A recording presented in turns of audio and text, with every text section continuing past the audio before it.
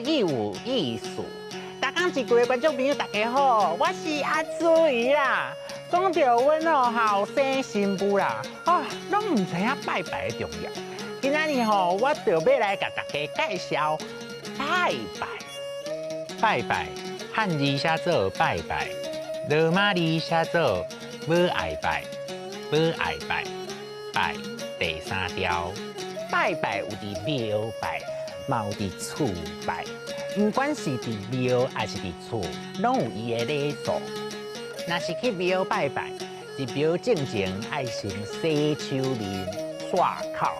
刷口就是落水的意思，这是对神灵的尊敬。去庙的时，爱对庙的龙门行；出庙爱为庙的好门行。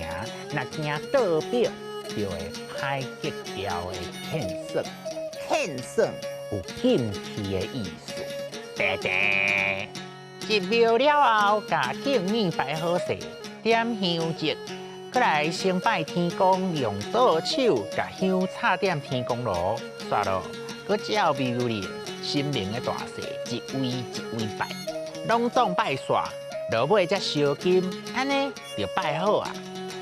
若是伫厝拜拜，一般拜神明甲祖先拢伫神明厅的红架道拜，拜好兄弟伫门口拜。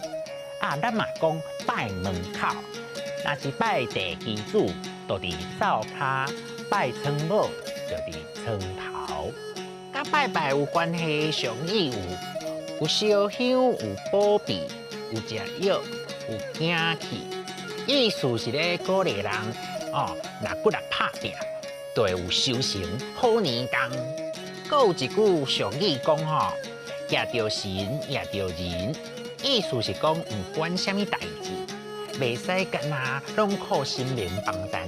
上要紧的是咱爱好好啊拍拼，有可能唔通伤迷信的意思。例如拜拜、礼数、献送、敬面、红架道，有烧香，有保庇，有食药，有惊气。也着神，也着人，大家爱拜嘛爱拼哦。今仔日的大讲一句就讲到这，多谢观众朋友的收看，咱后摆再会。